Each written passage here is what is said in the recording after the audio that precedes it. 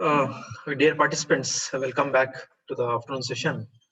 Uh, Today, uh, just I'll share you some landscape and yeah, landscape of the startups in the country. What kind of startups are available?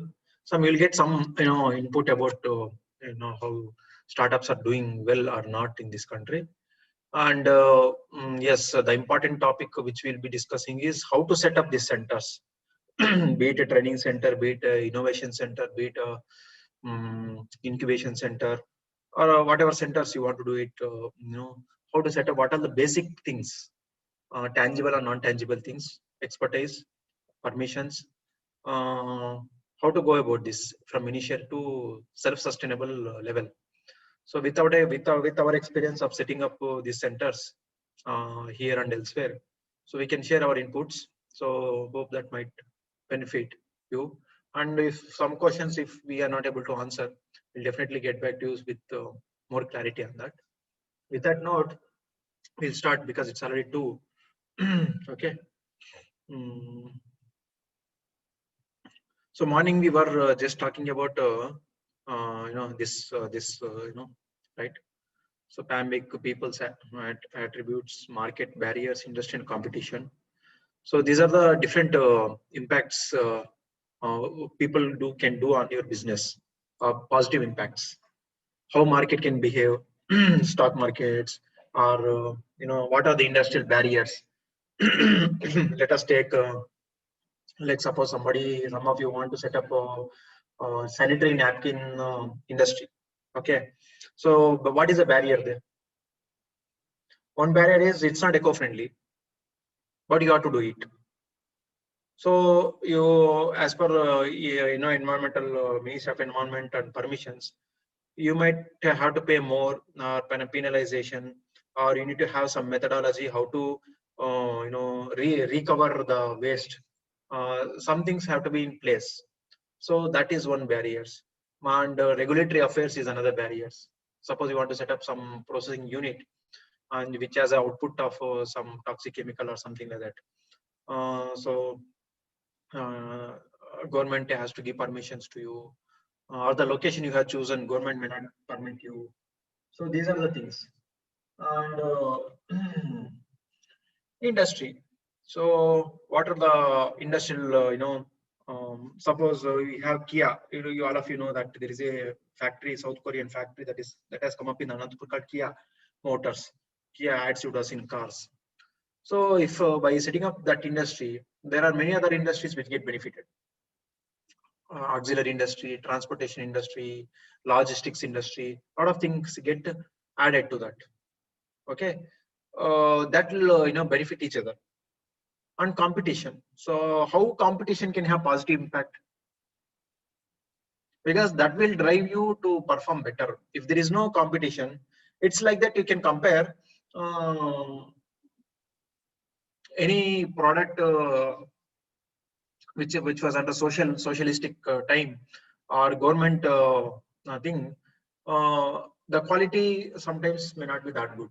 Okay, because out of mandatory, or since this is the only thing is available, so you don't have any alternative choice, so people will come to you. If people get an alternative choice, they may shift there. Now if you want to sustain your own business, then you have to perform better than the other guy. So like that, both can perform each other, beating each other in the business, in terms of quality, in terms of customer satisfaction. So you'll be better. So competition, in fact, sometimes have a positive impact on you. Okay, which will drive you to do perform better, right? So same thing again, red means uh, risks and negatives. What will happen with this, right? So same questions you can ask. What is the biggest risk that you will get from people, from market, from attributes, people's behaviors and people quantities, or how you are associated, right? This is for example, I'll tell you. Uh, Now Chinese apps or Chinese products are in negative, are in red zone, right? So This is one way of attributing. It's attributed to certain quality. It's attributed to certain thing. Or even for brand. See, for example, Tata has taken up some an organization. So Tata's brand is attributable. Okay. Or the founder's vision. So these are the things that will impact. Then market. If this happens, we would want to.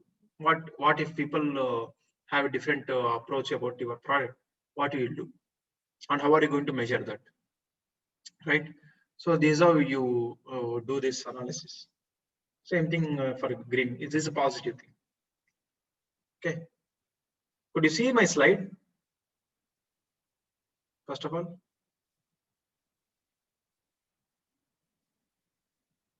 No, sir, we can't see your slide. Sorry.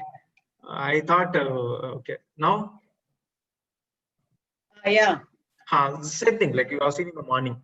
So people attributes, market, barriers, industry and competition. These are the positive impacts. Who are all the things that are going to impact you? Then this is negative.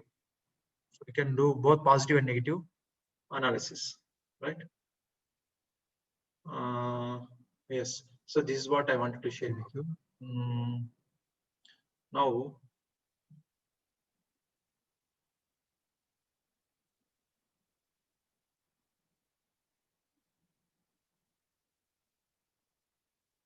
okay. Can you see this Indian startup landscape?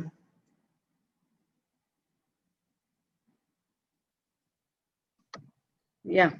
Okay, thank you. Okay, why I'm bringing up this is the topic of the day was social versus tech innovation. How both are different. So what is social innovation? What is technology innovation? So if you look at very closely at a broader perspective, both have no difference. Okay, both need to have a technology in them. Both need to have an impact on the society. Both need to add value to the customer.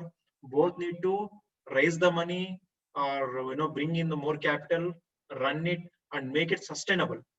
Okay, then why there is a difference? So when you're talking about social innovations, the objective of that innovation is not to make money or not to make a business. It is to definitely to make an impact, and their main value proposition would be how much of human indices have improved, like malnutrition or maternal child health, or diabetes, or refugee, this kind of or United Nations Sustainable Development Goals? Are they addressing those concerns primarily? Okay, so that takes front seat. The impact in the public, impact in the society would take front seat rather than making money. Okay, they are called social startups. So, for example, P2P lending means person-to-person lending.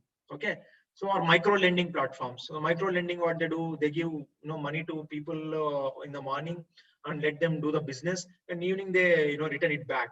Okay, so here if they want to make money, they would put a interest of like 15%, 18%, 20% like that. If they want to make social impact, they don't put any percentage. They will simply buy the material, ask them to operate, and startup would take the risk in running the business, in maintaining the assets. Those people only simply run the business. So you de-risk the end user by doing that. That is social innovation. Okay, morning I have shown you a video, Prashant Gade. So that is social innovation, right? So he has used technology, that's fine, but his idea was basically not to make money or not to add anything, value or anything. His idea was to address one problem. But if you want to scale, if you want to reach out to 50,000, 40,000 people whom he is mentioning, how does he do? You cannot do charity. You will not get money. So you have to raise money. Either you get an investment or CSR, like some big corporate can gift or give money. So to operate, you need money. Either you raise an investment or you bring the money from CSR. So most social startups are into CSR. Okay, advocacy, land displacement. These are all the social issues to address. Okay, so even in Vikas Bagri's slide we have seen there are few things like disparity, demography, development. So disparity takes first step, to merge the gap between rich and poor, or urban and rural. So that is what social startups would do mainly. Tech startups, basically it is an output of a research or an innovation or a project or something, and there is a technology which has got commercial benefit or commercial angle to this in public. So if it is go, so that becomes the priority there. Okay, say for example, simply I know how to convert to coconut milk into paneer. Okay, coconut milk paneer, just say for example, this is an outcome of a student who was doing food technology. It's a project. But see, coconut milk people are drink, but you don't have paneer, so you make paneer. So this is a tech output, and since it has got some commercial angle, so you start doing and money comes. So you do the business. Yes, in the process you are creating a value to the farmer who simply selling coconut can now make a paneer out of it, makes more value, and you are giving steady purchase from the farmer so that his income is constant. Then you are creating an employment, you are creating industry. These are all, it's a natural outcome of the process. But initially what you thought is to convert your idea into a commercially viable product, and a consumer can use it. So that is the difference between tech and social. What takes precedence? The intention and contention of the founder. Okay, and what is their priority? That defines tech and social, and many times both will merge. Okay, right. So then we can also classify the startups into domains like agri-tech, food tech, IT, IoT, textiles, female gender requirements, transportation, then baby care, like that. Then what is IoT? So IoT, Internet of Things, madam. This is a concept. Suppose how is your how you are able to what is it called? Communicate to Alexa. Alexa, right? Google Assistant. So how are you communicating? Alexa, switch on TV. Yeah. So you are speaking to Alexa. Alexa commands TV. Okay. Yeah. So this is simplest way of IoT, Internet of Things, right? So what is the expansion for IoT? Internet of Things. Of? Internet of Things. THING. Things. Okay.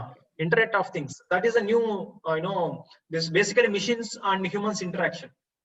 Okay, okay. Or machine-to-machine communication. You have a Wi-Fi enabled camera in home, and you are able to see from your mobile in your office, okay, who is coming, who is going. That is one way. That's simplest chain, but you can add more to that, right? So these are all Internet of Things. Okay, that is a new technology domain. Now, when you open the door, automatically lights will switch on, fan will switch on, or if nobody is there, it will switch off, and it will send communication to you. Nobody is there, like that. So these are all coming under the Internet of Things. Okay. Right. So service and product, whether your startup is doing services or it's basically manufacturing something. Okay. And execution. So even your business can be, categorized into what kind of execution. Is it simply aggregation, or it's distribution, or it's a storage, or data dissemination? What is that we are doing? And there are certain startups which are doing only support system. Like for example, a lawyer, attorney, these are all support systems. They do not stand as a separate product or anything.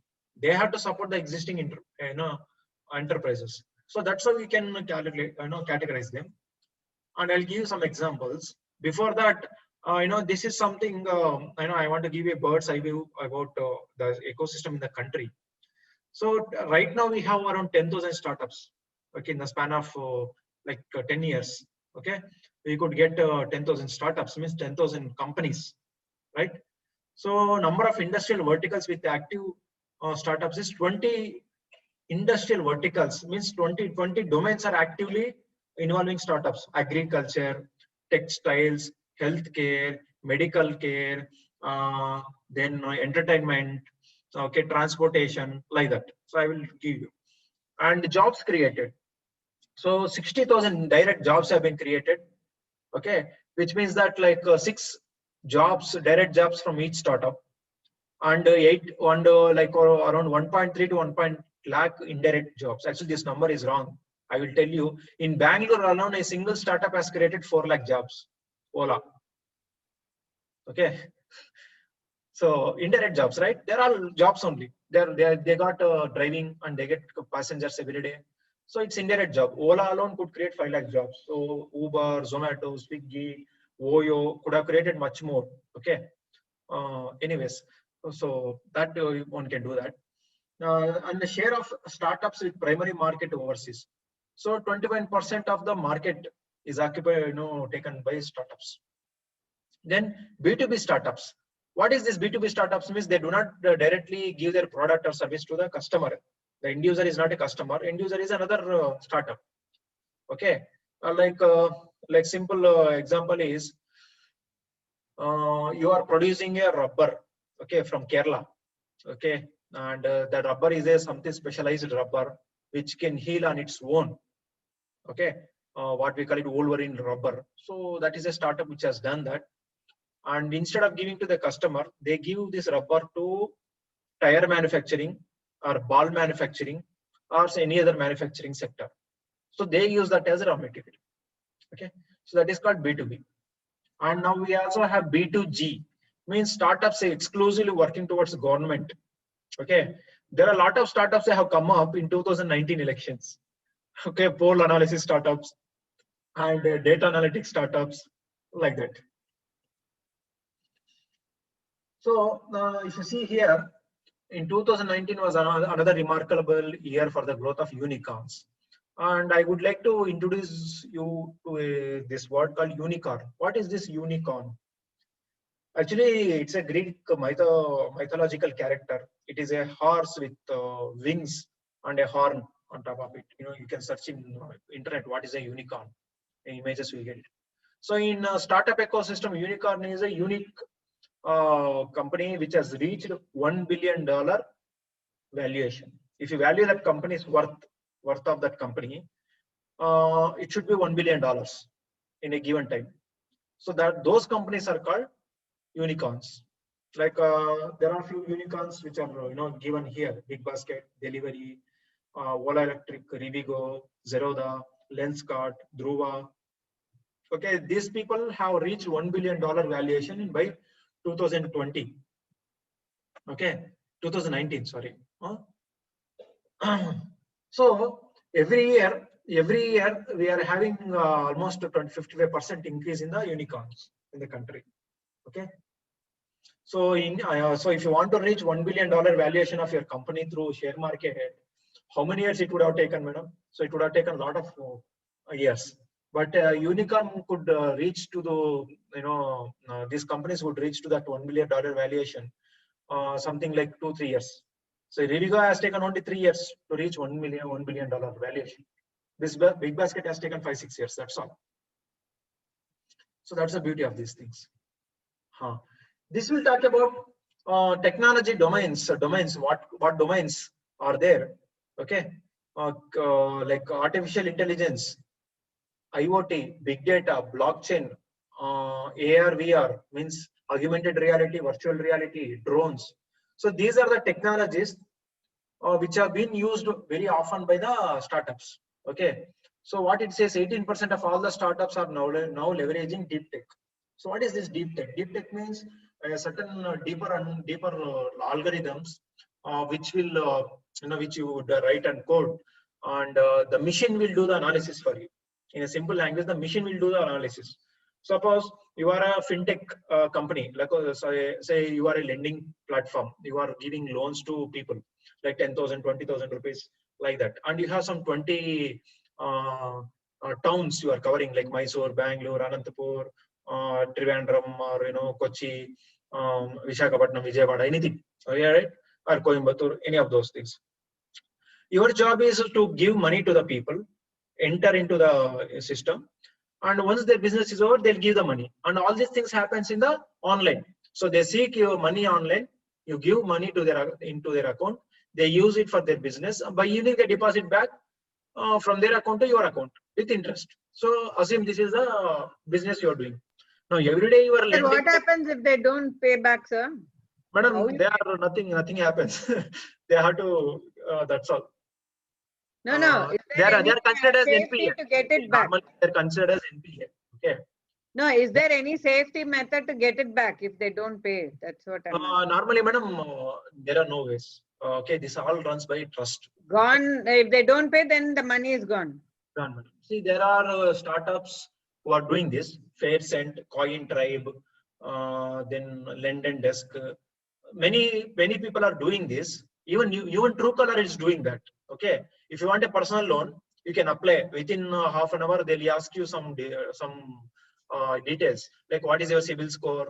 Okay, and if you are a salaried person, please upload the salary statement of last 3 months. Or if you are a businessman, you upload your transaction details of last 3 months, and this will be displayed in their platform. So who are all the people who are seeking the loan and what is the amount, and it will also ask you how much interest you can pay. If you want to take in less percentage of interest, the duration is more. So duration is less. If you are ready to pay more interest, the duration they'll give for more time. Okay, and there are these are all called borrowers, and we have depositors.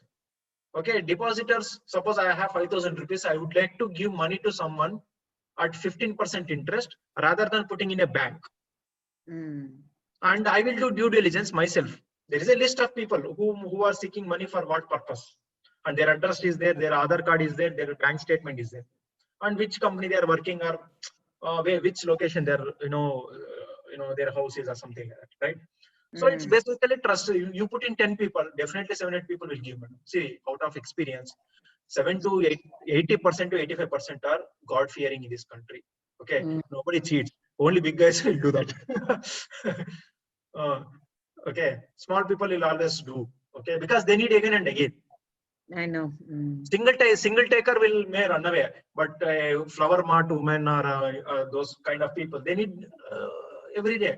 So mostly they are okay. So suppose you need to understand who is good, who is bad. What is the age group?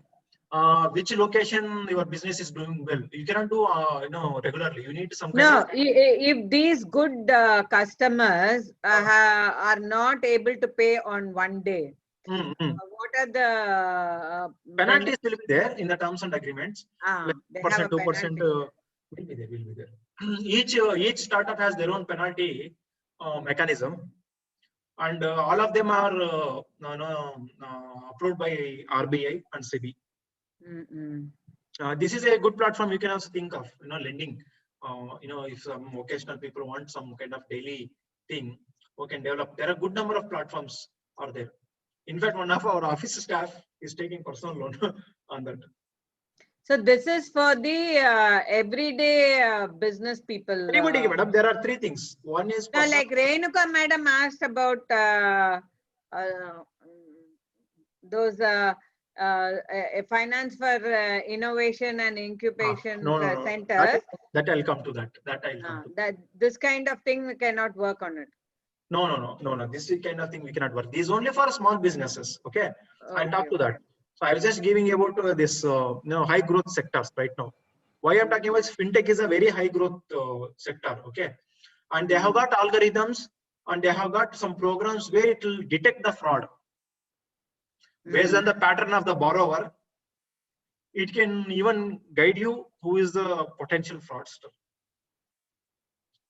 So that level of technology is available. Okay, so that's why now, especially after 2019, healthcare, fintech, education technology, and edtech, okay, and mobility. These are the 4 sectors that are growing like anything, like 20-30% jumps they are doing. So, and see, these are all another data I am giving. So every year, startups are growing at 18%. On global markets, and those with R&D 14% they are growing. So like this. And you might be knowing all these things. Arvind is a social innovation. Arvind Eye Center, right? So they started with a noble cause of reducing the cataract um, treatment available even for common people. That's their agenda, and that's their vision. They started with that, and they got started getting money from donations or R&D, technology transfer and all. Okay, but initially that is Agastya Foundation was also same. But if you look at the review and delivery, they're more into tech. Okay, they use a lot of technology to run their businesses. Okay, delivery is after delivery came this particular startup into logistics. Earlier we know only professional courier, speed post, or DTDC, or few other couriers. But delivery uses a lot of Internet of Things and artificial intelligence to drive their business, warehouses, and they even tell we'll be able to track your product every 1 hour. So that much of accuracy they have, and the cost is very less. As far as I know, only for 1 kg they take only 10 rupees for delivery. So this is very good delivery platform for small startups. Suppose there are small household women to they might be doing some art and craft or something, and they want to sell it. They want to courier it to some place. They cannot go to DTDC every day. No, they have 20-30 orders. So delivery will work with such startups and give them a separate desk. Okay, a person comes to their own home, pick up everything they do. And they have their own app where you can track your products, whether it has reached the customer or not. Now, all those things are given by delivery. So that's where tech is involved. And this is in agri domain. Okay, agri and this one. City Greens is one startup in Bangalore where they grow food on rooftops. They hire rooftops in Bangalore city, and they grow vegetables by using this technology called hydroponics and aquaponics. So they have different business models. Either the household person, like owner of the house, can set up such unit, and he can only buy the vegetable, use the vegetables, or he can only sell. If that person cannot do, City Greens, we have an agreement that they buy vegetables from them. Like that, they have 20-30 such roofs in Bangalore. So they grow a lot of crops and supply this food to different people. So that's what they do. So these are agri-tech. Okay, a lot of technologies involved, right, to track and other things. Laranta, Orilet. There are some, these are some, examples of agri domains. Okay, and Myntra, you know what is it? It's basically aggregation. And here another categorization I made. Okay, it's all about food. Here, these many just few startups, food tech, supply chain startups. So you have seen delivery. These are the people who deliver food. Okay, they don't make any food. Zomato does not make any food. It only picks up, delivers to you. Okay, Big Basket will not grow any food. They only collect the food and segregate them, pack them, and deliver it to you.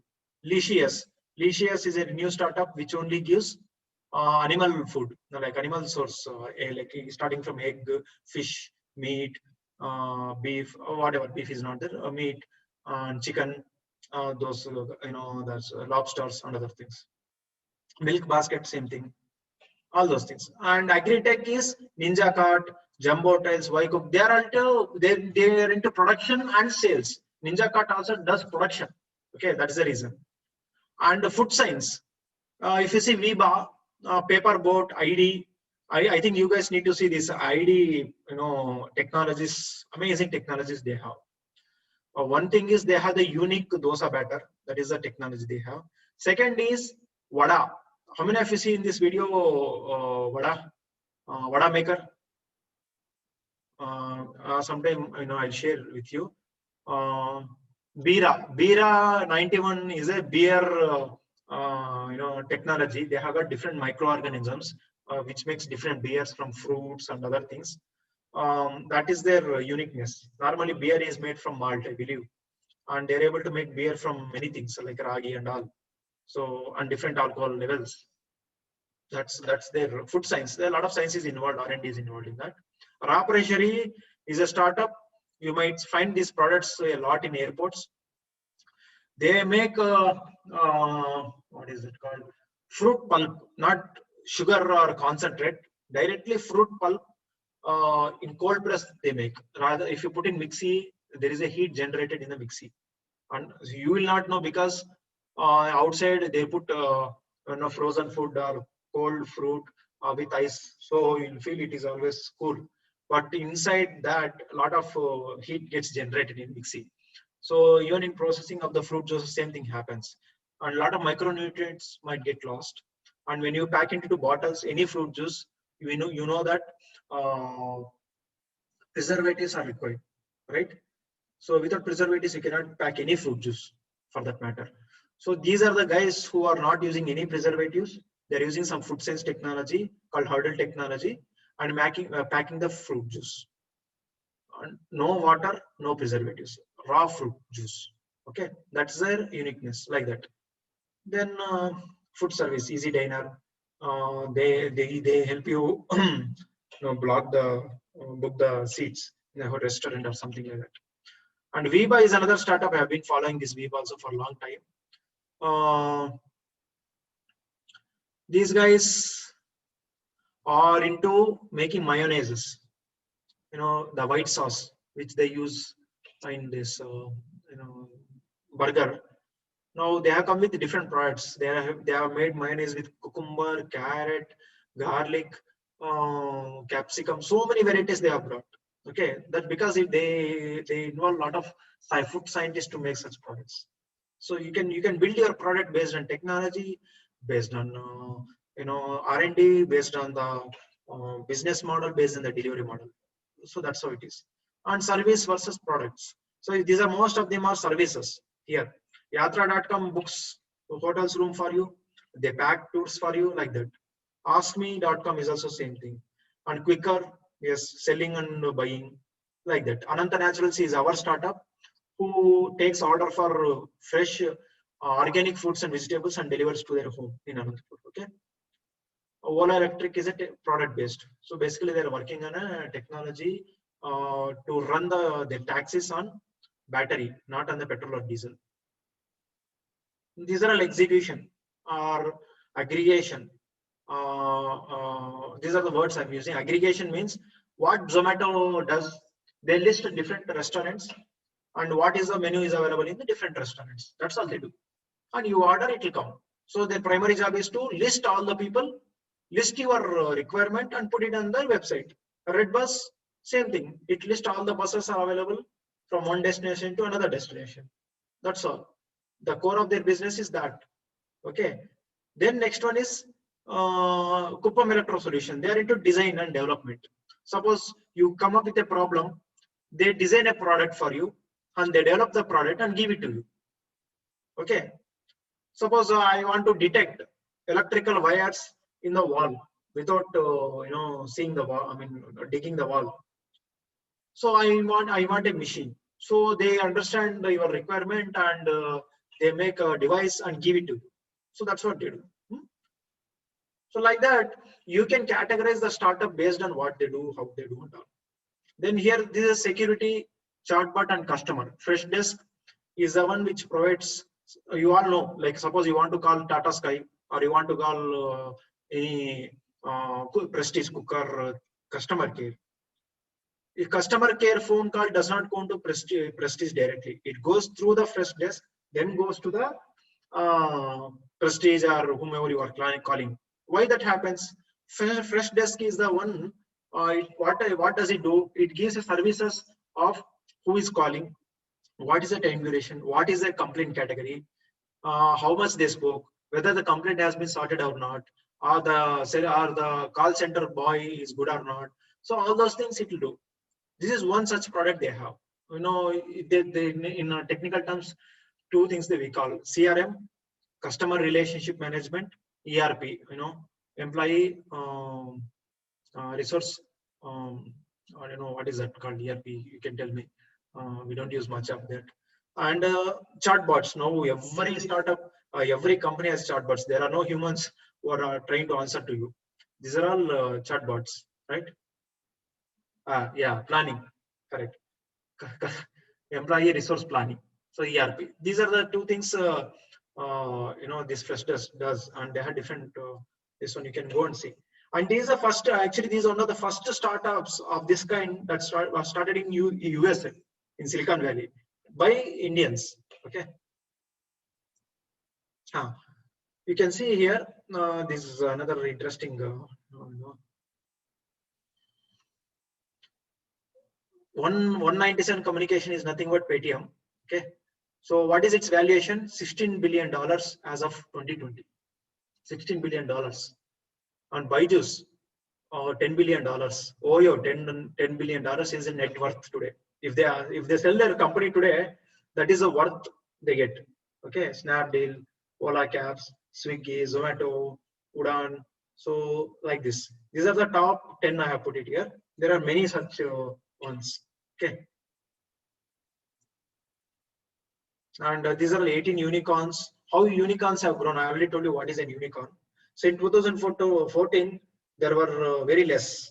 Okay. And few. And they started only 2010. So I told you unicorn means any company which reached $1 billion valuation. So if you see Snapdeal, they have started in 2010. But now they're within 4 years, they could get a valuation of $1 billion. Right. So that's a easy thing. Okay. But Byju's, if you see, in 2008 they started, but they took 10 years to get the $1 billion valuation. It depends. You see, Snapdeal was a very new at that point of time, and a lot of offers they were having, and they did. And if you see the journey of Zomato, they did not start as a delivery platform. They adopted it. First, they were only doing listing platform. Means in Bangalore, in Jayanagar 4th block, how many restaurants are there? And their phone number, and when it will open, when it will close, or whether it's veg or non-veg. That much only it used to tell. And it used to give phone number down. So if you call the whole hotel, and you can book the rooms, tables. Table reservation is what Zomato started with. Then they started with giving those services, food delivery services to the customers. Okay. So that's what I wanted to share. These are the startups have started. By the way, the Redbus, one of the founder of Redbus, is from Kadapa district. I don't know how many of you know. Okay. So we have unicorns among us, right? And today, one of the co-founder of the Redbus, Mr. Paninder Sama, is advising KTR. He's the Minister of IT for Telangana government. So he has been working as a Chief Innovation Officer. So he drives innovation programs for the government. So this is what I wanted to share about the Indian startup landscape. And coming back to the topic of second session, and Dr. Renuka was asking how to get funds and how to set up the innovation centers. Be it innovation center, be it any center of this kind, you need to have some basic things. One is you need to have policy in place. Okay, this plays very, very important role. Policy, you have to put policy in place. If you are running in a particular organization, if you want to set up your own organization also, you have to build your philosophy first. Why you are starting this organization? It should be a driving, I should call it a constitution for your own self, for your own organization. If you look at our organization, if you look at our website, you will see why we have started this. Because that will keep you in line all the time. Because many times we get tempted to shift this way, that way. So this vision statement, mission statement will always give you a direction and sense of purpose and reminder. Once you do that, you have to build a policy.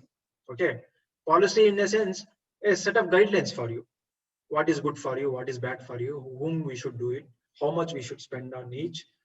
These are the policy statements you have to do. Okay, and with my experience, we have put up 2 policies in my previous organization. One policy is an IPR, means how innovation can be converted into a patent in the college or university, and how faculty can benefit out of it. How why should faculty do an innovation and make money? So what gives, other than what kind of incentives university can give to the faculty so that they can come out of their comfortable zone and start making innovations which are required for the country.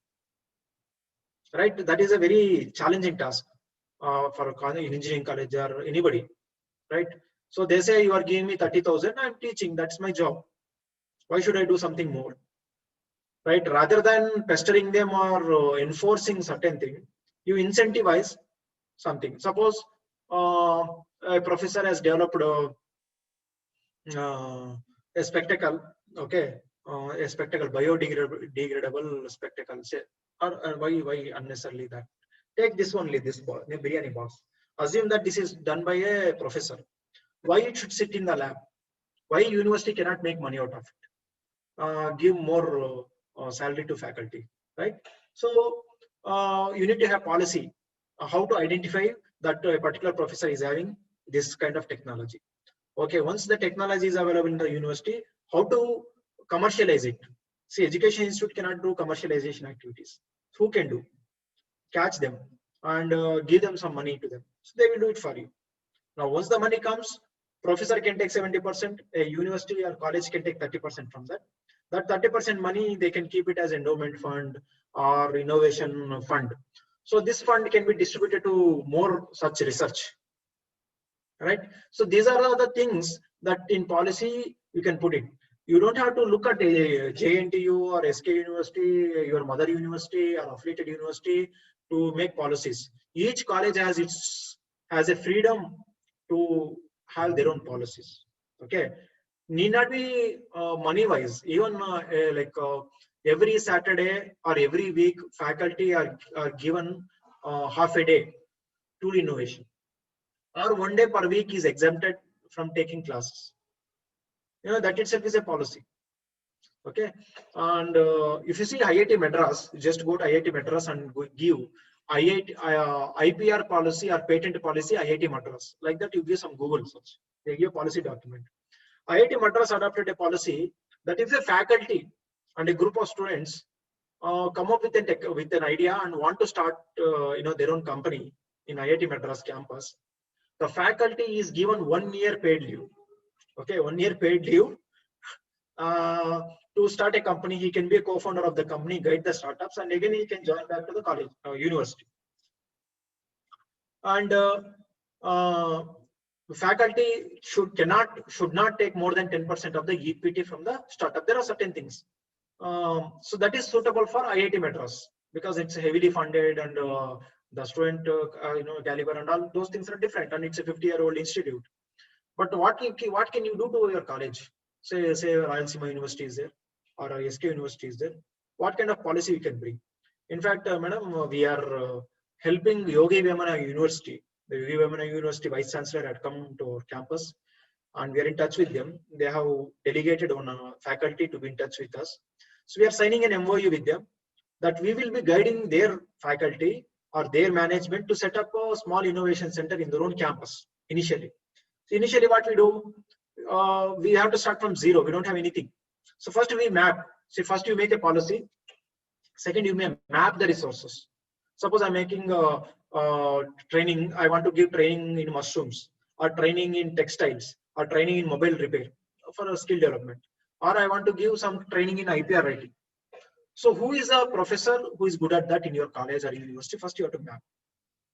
Okay, and what resources I have to set up that kind of training center. If I do not have resources, which college or which other central government university has? Okay, you can do that. See, nowadays everybody is open to help because they also need collaborations. You can do that. Then to run all these things, you need manpower. Okay, you need to have dedicated faculty. You, by being a dean or by being a professor, you will not be able to do full time. You cannot focus on both.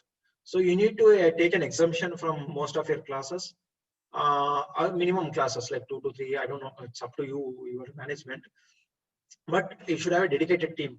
Okay, like one senior faculty or a professor in management, and 2 faculty from tech or basic sciences or arts. Someone 3-4 people should come together, and you can also take students as you are helping freelancers or like that. Okay, So you can do that. So manpower, first policy, second resources, third is manpower, fourth is a financial aid. So many colleges come forward, give some money to run such courses or to set up such facilities. Some colleges, some universities may not be able to do it. For such people, what I would advise is you take the support from government. Okay, central government has a lot of schemes to run the courses. Like entrepreneurship awareness camp is one such course. Entrepreneurship Development Institute of India is one such institute in Ahmedabad, which falls under DST, Department of Science and Technology, where they give up to 1 lakh rupee support to run one program, 3 days program, just to create an entrepreneurship awareness in the faculty and students. Those who do that, you can also apply for another program called Faculty Entrepreneurship Development Program, Entrepreneurship Development Program, Women Entrepreneurship Development Program. They give funding up to 4 lakhs. Okay, so with that money, you can bring experts to, you can take care of the transportation, and you can take care of the lunch or snacks or materials for the training for the faculty or participants. So that you can do. If you do like this for 2 to 3 years or 3 to 4 years, then there is some kind of vibrancy that comes. Okay, and you can, and one more biggest asset for any college or any university or any of you is alumni. You can definitely bank upon them, because every alumni have their own affinity towards their alma mater. Okay, so you can tell them, see, we are trying to conduct, why don't you sponsor? If they cannot sponsor, at least sponsor your time. You come and speak to them and do. So you'll be able to do it. Okay, once this ball starts rolling, so you can start collaborating with existing incubation centers like ours. Tamil Nadu, there are good number of incubation centers. Karnataka has, every state in the country has incubation centers. Okay, have incubation centers. So you can approach them. They will help you to handhold, like they'll help you to guide you. Then you can write to the funding agencies. The different ministries have different funding, up to 10 crore funds they give. It's not only for academic institutes, it is even possible for NGOs, private companies, or anybody, even individual person can write to the government. But you have to prove your worth, right? So that I'm capable of doing it. I have experience and I can put my own money. So together government can give 50%, I can put 50%, and I can run like that. So in Tamil Nadu, madam, there is a organization in Ooty. It is called Nilagiri Adivasi Welfare Association, NAWA. Okay, so they also have incubation center now. They are actually, it's a tribal association. So they train tribals in health, maternal health management, and they also give them, because they have sickle cell anemia, it's a disease. So they give a lot of treatment to them. And they have a training center also for physiotherapy and herbal extracts from Ooty, surrounding areas, how to identify a plant and do the extraction. So these are the trainings they do. And they also got like around 4.5 crores from the central government. That is also called Atal Innovation Mission. But their sector is into tribal education, healthcare, and what is this called? Herbal medicine. Their core sector is herbal medicine. Anybody can go and get trained. They can start their own enterprise. Okay, so that would be one good reference for you to start vocational training. Okay, so this way, once you get the money, you know it's like how do you spend it? So it's not that easy to get a money, and it is also that not that easy to spend that money appropriately.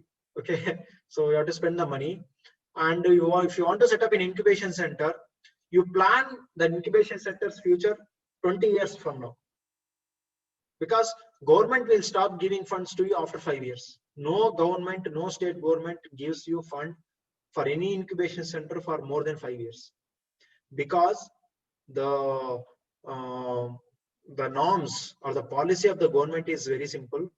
Incubation center has to become self-sustainable after 5 years.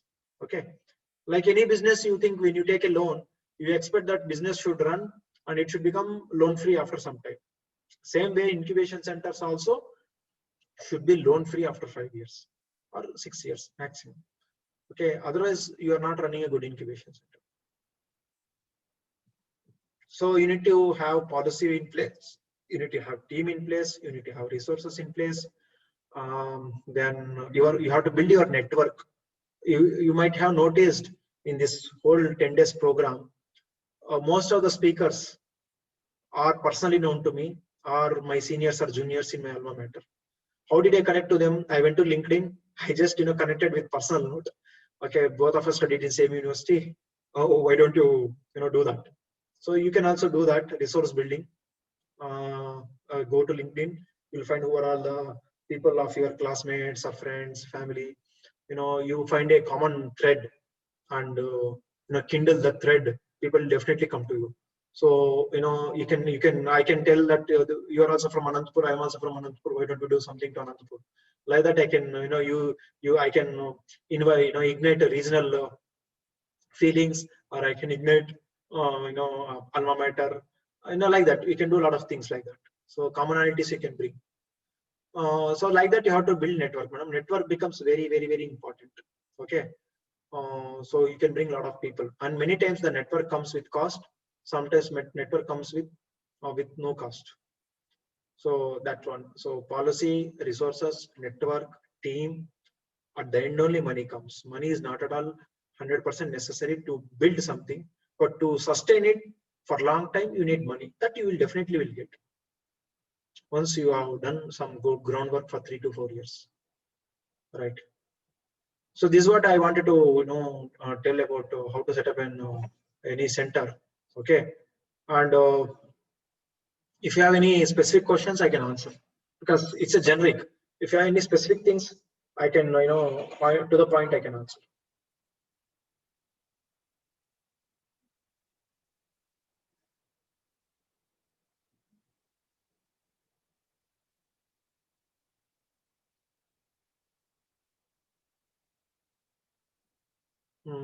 Nothing. Okay, fine then.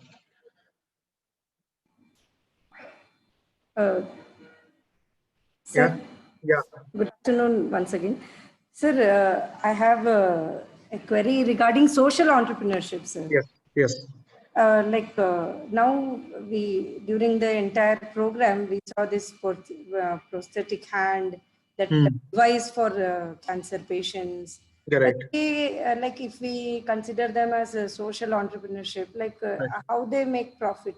Ultimately, the purpose of starting any business is making money. Absolutely. We tell them is making money. So if they do social service is good, but at the same time it is helping the society. First of all, when we identify the problem, we try to give the solution. Yes. But can you just throw some more light? Elaborate on that. Okay. Yeah. Thank you. Let me give you the example which you have taken. Elaborate on that only. Vishal Rao. Let us take Vishal Rao. Okay, that guy who made this throat cancer thing, right? You have seen that, right? Yesterday. Sir. Okay, fine. So here the intention was to make that device available at lowest possible price to the common man. So that was the intention. Making money, how did they make money? Since the technology is patented, okay, and they went to Devi Shetty, that guy, Narayana Hospitals, pitched the idea. This is what we want to do. And many people, there are a lot of cancer foundations. They want to give money. Kidwai Foundation is there, Lady Tata Memorial Fellowship is there. So many fellowships foundations are there where they would like to invest money. Okay, so you can approach this the ones who have social innovation background. They can approach these people for getting money. When you get money, definitely use it for R&D and your manpower, right? So once you sell the product, you will get your returns back. So that way you can sustain. Okay, but you definitely cannot sustain on equity model, means on the sales revenue model. Here you can only sustain based on the donations or royalty. Okay, that's how you do the social innovation. But many times social innovations eventually have to become business oriented. Okay, but the core of that cannot be making money alone. See, for example, I will tell you how. You all know Lijjat Papad in all your management. That is a classic example people give. Okay, do you think papad making cannot be replaced by machines? In fact, making by machine itself far more efficient and low cost than making by human hand, right? But why Lijjat Papad is still sticking to that same model? They take the duff to home and they do that rolling the papad and bring it back and submit, right? That's what even today they are doing it. Why? Because their agenda was not to make money. Though Lijjat Papad is net worth today is 1600 crores. As of 1600 Yes, crores. sir. Correct, no, madam? Yes, Correct yes me if sir. I'm Yes, wrong. sir. All MBA classes you teach that. Yes, sir. Lijjat Papad, right? Classic exam. Classic example. Yes, your colleague, I think Sudha Rao. Where, sir? Sudha Rao, Dr. US Rao's daughter. Professor US Rao, who was a principal when I was studying in Puttaparthi. So Okay. whenever he talks about social service, he only talks about Lijjat. Okay. Okay. So they're making money on the papad, 20 paisa, 30 paisa, they're getting money. But they're not putting any machines there to eliminate the human cost. Okay. So in fact, the human interface, the factor of human thing itself is a USP for Lijjat Papad. If you bring a parallel ecosystem and try to ape the Lijjat Papad and bring the human thing, I am not sure whether it will work or not. Okay, madam. So the main model here is to keep them employed. So that first is employment, then is profit making. But when you look other way, the first is profit making, and the subsequent the spin-off or spill-off would be job creation or something else, right? A car owner does not open a factory to create jobs. He opens only to make cars. But job creation is invariable output. You need humans. Yes, sir. Okay. So that is a parallel benefit. But if you see the many startups like full dot in PHOLL, I have shown the first video in the beginning where these two IIT guys from Varanasi started. Why did they start? Not to make money. They want to create a pollution-free Ganga river. That was the main thing. Yes, sir. Even today they're sticking to that only. If they want to really make agarbatti, they can buy flowers in the market. No, that's Yes, good. yes. Why should you go to Ganga river, collect the crap and do all those things? Segregation. So that is social innovation. Any innovation that directly touches a human value, their standards of life or disease mitigation, those things. Right. Yes, Did I clarify or? Yes, sir. Yes, sir. Thank you. Thank you. Sir, I have seen in Max showroom and in Big Bazaar, like cloth, they hire dumb and deaf people because their job is just to put it. Correct. They cannot, because we select the clothes Correct. in such kind of, so that is also a kind of. It is not, it's just a job creation. There is no innovation, right? No, giving job to them. You can give a job. New idea only, yes. Training them, putting according to the sizes, colors. No. You have to clearly see what innovation means something very different from being existing. Okay. You see, making a milk, I mean, cow milk is no innovation. But if I bring milk from a peanut or something else, that's innovation. Yes, sir. Cow milk and buffalo milk, there is no innovation, madam. Now soya is there, no? Just giving soya also, right? Yes. And it's unreported or something new, which gives the advantage for you to do it. Okay. Yes, sir. That's an advantage for you. No, when I was talking about social entrepreneurship, like I observed in some of the malls that they are hiring dumb and deaf people. You can hire. What you can do is. So they are creating a job opportunity for them. It's a good sign. It's a good thing. It's a social work, but it can be social innovation. Yes. Okay, I'll give another example. You just give Google this one. In Rajasthan or somewhere, they have done anti-drudgery challenge. That's Vikas Bagri was talking about. Syntex has come with an idea. The woman will carry this pot on their head. It's a drudgery, no? You get back pain, something like that after some point of time. What these people have done, no? They have made a tank, water tank, with a tire rubber coating on that, and it can contain like 30-40 liters of water. You can roll that. It has got a this one. So this woman can roll this water tank. Okay, that is social innovation. Okay. Because they're reducing the drudgery of the woman. Yes, it is. That is social innovation. There is no profit there. It's even you may get profit, but mainly is that if the Syntex can invest something better than that, they'll get more profit. Why they have to get into this? That is social innovation. Innovation aspect has to be there. So you can use technology, you can use a business process, you can use any other method to bring. See, innovation should be scalable and it should be repeatable. Yes, sir. That's the thing. Thank you, sir. Yes.